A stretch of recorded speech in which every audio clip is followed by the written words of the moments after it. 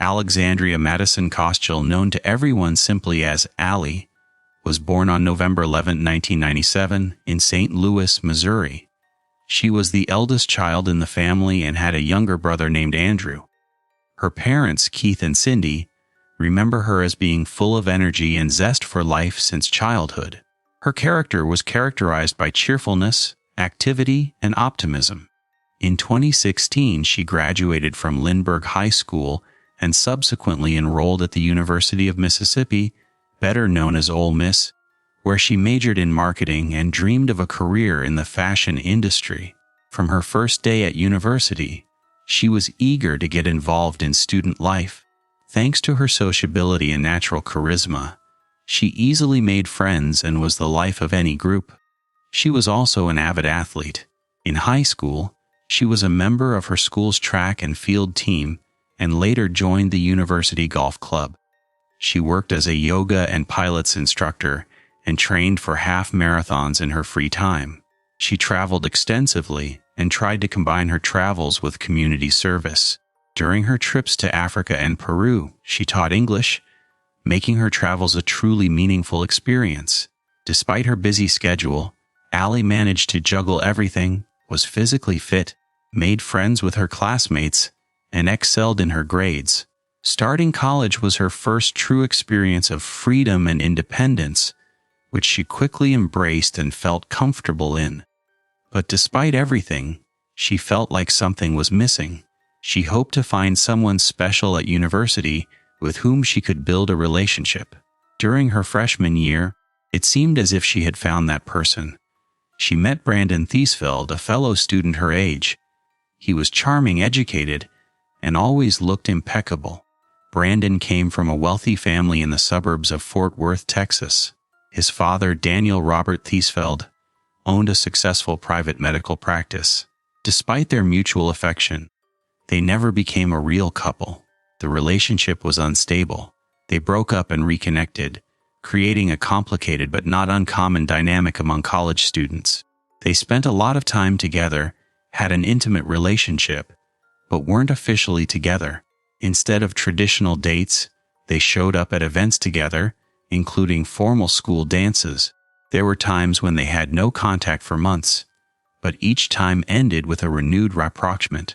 Close friends noticed that she was torn between hope and despair. It was obvious that she wanted a serious relationship, but Brandon wasn't ready for a commitment.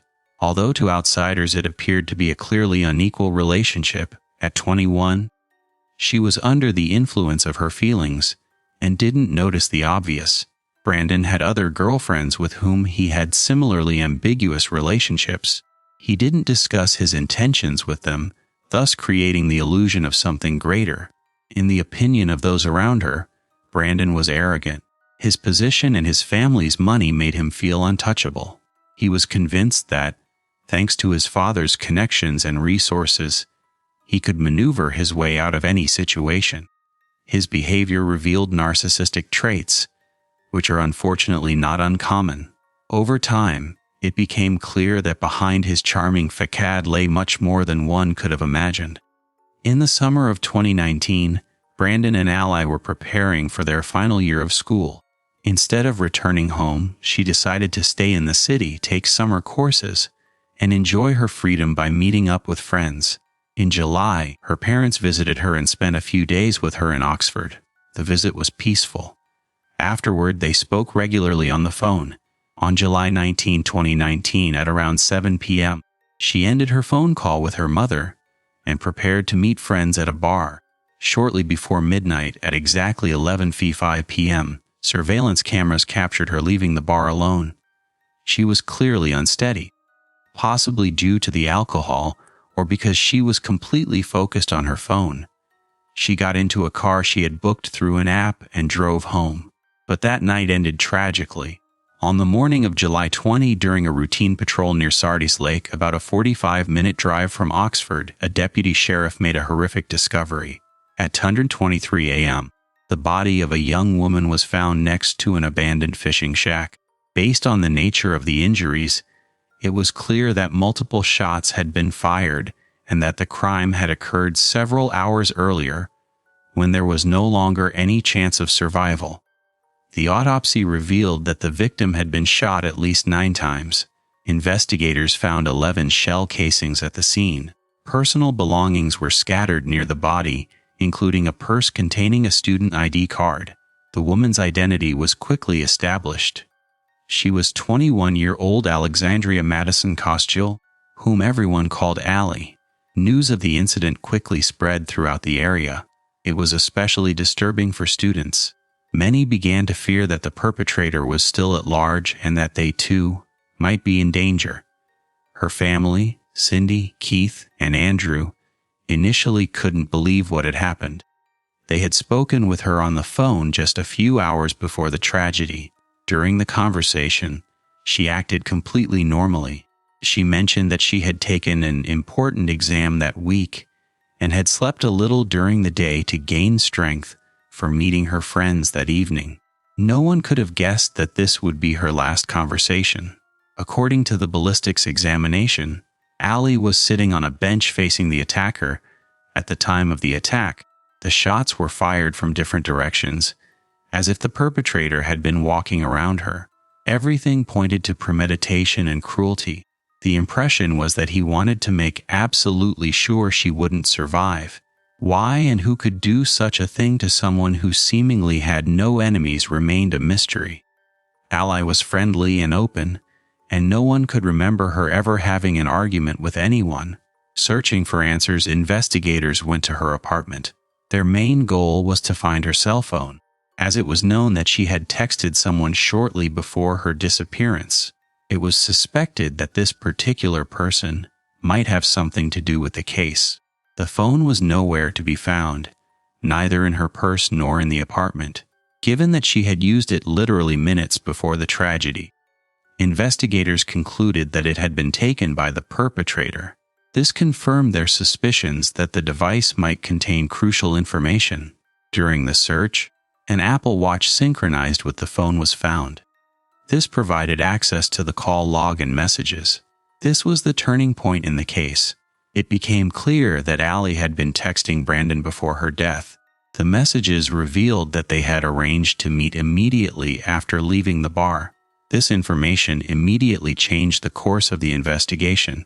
There was now a motive, and the investigation focused on Brandon Thiesfeld. The police already had sufficient grounds to summon him for questioning. He was notified and agreed to come, but the next day he failed to show up. When they called again, he stated that he could not come because he was drunk. The appointment was then rescheduled for 8:30 a.m. the next morning, but he failed to show up again. At this point, it was clear that he was trying to hide. Based on his cell phone and bank card data, it was determined that he had left the state and was heading toward Memphis, Tennessee.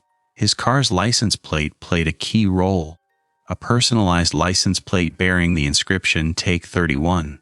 Thanks to this detail, his whereabouts were quickly determined. Brandon was arrested at a gas station. A gun was found in his car that exactly matched the one used in the attack. The most compelling evidence, however, was the bloodstain on his shirt. An examination confirmed it was Allie's blood. On July 22, Brandon was officially charged with first-degree murder. His arrest was a pivotal moment in the investigation. Finally, there was irrefutable evidence of his involvement in the tragedy. 2 days after the body was discovered, a memorial service was held. Hundreds of people, university students, and Oxford residents gathered. This was a clear expression of public grief and solidarity. The funeral took place on July 27, another difficult moment for all who knew and loved her. Allie's death shocked the local community. It was hard to believe that someone they knew had committed such a cruel act. Several months before the tragedy, Allie and Brandon had exchanged letters in which possible motives could be discerned. On April 12, 2019, Allie announced that she suspected she was pregnant. She sent a photo of the test which showed a barely visible second line, possibly a positive result. This news marked the beginning of a chain of events that culminated in tragedy. Although the test did not provide a conclusive result, the fact of a possible pregnancy triggered an extremely aggressive reaction in Brandon. Allie suggested discussing it in person, but he declined. Instead, he sharply expressed his anger and stated that this situation was destroying his life. He urged Ally to abort the child and made it clear that he would not assume any obligations either during or after the pregnancy. Correspondence seized during the investigation reveals that Ally continued to approach him, hoping for attention and support, but received only coldness and hostility. 1 week before the crime on July 12, 2019, Brandon left Oxford and drove to his parents' house in Fort Worth, Texas. There he retrieved the gun he later used. He even posted a photo of it on Snapchat, demonstrating his complete indifference to the consequences. Disturbing evidence was found on his laptop. His search history included queries such as, "How can you reliably tie someone up?" and "How can you avoid punishment for a crime?" These details indicated careful preparation. Upon further investigation, investigators discovered even more frightening details. Brandon visited online auctions in search of silencers, bullets, and masks. He also studied the biographies of famous criminals and was particularly interested in the methods Ted Bundy used to trap his victims. All of this pointed to a pre-planned plan to lure Ally to a remote location. On July 17, after a period of silence, he contacted her again and stated he was willing to discuss a possible pregnancy. On July 19, he suggested a face-to-face meeting, assuring her that he wanted to speak privately without strangers present. In reality, however, he was trying to avoid witnesses. Surveillance cameras recorded Brandon's pickup truck approaching Ally's house around 12 p.m. About half an hour later, he was there. Later, his car was already driving toward Sardis Lake. Cell phone locations confirmed that Ally and Brandon's devices were moving in the same direction. The exact circumstances of the encounter remained unknown, but the attack occurred between 1:30 and 20:30 a.m. A local resident walking his dog later reported hearing several gunshots shortly before 3:00 a.m. After the incident, Brandon returned to Oxford and took Ally's cell phone with him. Later that night, he turned it off. Soon after, he began searching the internet for information on how to intercept police radios to get ahead of law enforcement. The next morning, he watched the local news, and when it was announced that the body had been found, his behavior became even more disturbing. Brandon acted as if nothing had happened. Just hours after the crime, he showed up at a party with friends and flaunted the weapon he had used to commit the crime. Photos of them together, taken in December 2016, soon surfaced on social media. At that time, they had both just begun their studies at the University of Mississippi. One of the photos shows a party at a fraternity whose pillars were later decorated with black mourning ribbons. In an official statement, the fraternity expressed the hope that Ally's loved ones would find peace in remembering the impact she had on the lives of their family and friends. Her friend later recounted on social media that Brandon had caused Ally pain and abused her trust for several years while she lay in his arms, tearfully trying to forget his cruelty. He was soon formally charged with a crime. It turned out that Brandon had already been targeted by law enforcement.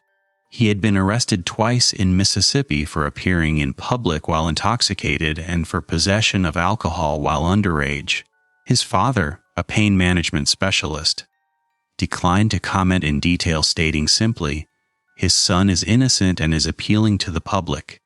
An old post was found on his social media, a photo of Brandon at the age of 17, training with a gun. His father described him at the time as a tactical expert. The public reaction to the tragedy was massive. Social media expressed grief, photos were posted, and memories were shared. Her cousin wrote a post explaining why women are afraid to say no, because they don't know whether it will end in an argument or with bullets and a dead body by the water's edge.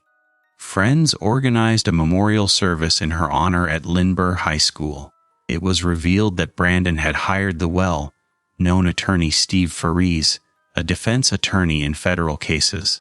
The descriptions of his behavior in the investigative reports sounded like the characterization of a person with deviance, cold-bloodedness, lack of reason, and indifference to consequences. The evidence was irrefutable. The cartridge cases found at the crime scene matched his weapon. Correspondence with Ali provided an accurate chronology, and a blood test on his clothing confirmed that the blood came from the victim. A letter was found during a search of Brandon's room. Although it didn't contain a direct confession, its contents suggested an internal conflict. He wrote about his addiction, his dark thoughts after consuming alcohol and illicit substances. One sentence in particular puzzled investigators. He suspected that everything would end either in death or in prison.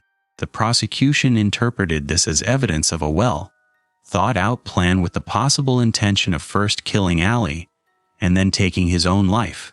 However, this didn't happen. He attempted to escape.